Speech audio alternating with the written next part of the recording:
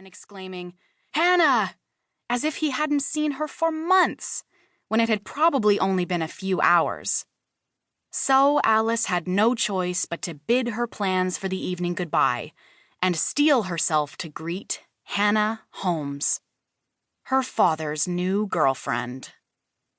Hannah and James had met at the university, where they both worked in the Department of History. James was a culinary historian, which meant he studied the history of food. Culinary historians could also be called food historians, but James preferred culinary historian for the same reason he liked to call his and Alice's hair ginger instead of orange. It just had a nicer ring to it. Hannah studied the Victorian era, the period from 1837 to 1901, so called because Queen Victoria had ruled over Great Britain back then. She'd explained this to Alice the first time they'd met back in April. And Alice, who just learned that her father had been dating Hannah since February but hadn't bothered to tell Alice, had informed Hannah that she knew what the Victorian era was. Thank you very much. Hannah had been making regular appearances at inopportune times ever since. She bounced through the front door, smiling as usual, and cried, "Alice!" as if seeing her was the most exciting part of her day. Alice forced a smile that she hoped looked genuine, but not too friendly. Hannah Holmes looked nothing like any historian Alice had ever met. Most of her father's colleagues dressed in tweed and corduroy and were usually in need of a haircut. Hannah wore jeans and t-shirts, often paired with matching nail polish, today a candy apple red. She had straight and shiny black hair and bangs that grazed her eyebrows so perfectly, Alice suspected she must trim them every day. It made her even more aware of her own hair, which, like her father's, was utterly untamable. She pulled it into a braid each morning, but by lunchtime, it was all frizz and flyaways.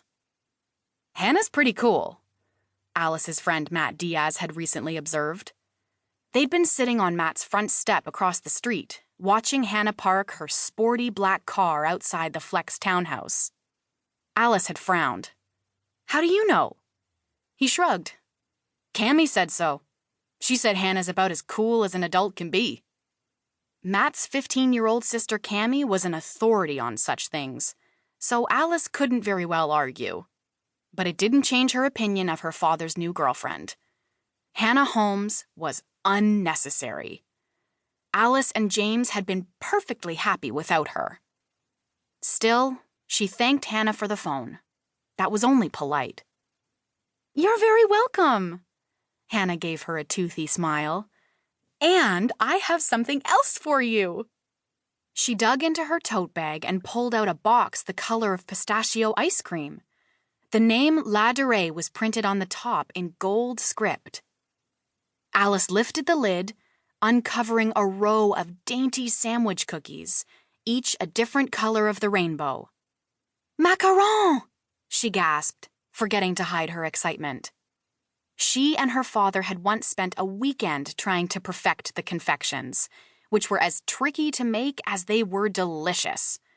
The cookies were made of almond meringue, sandwiched together with buttercream or ganache. According to James, macarons had been invented by Venetian monks in the 8th century. Back then, they were called priests' belly buttons. She felt like she'd been given a box of rare jewels.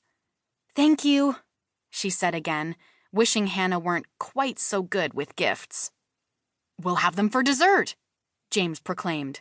"What a treat!" Alice nodded, carefully closing the lid. "So, what's for dinner?" "Good question." He ushered them down the hall and into the kitchen, where he picked up a cookbook from the counter. Magnificent Medieval Meals, Volume 12.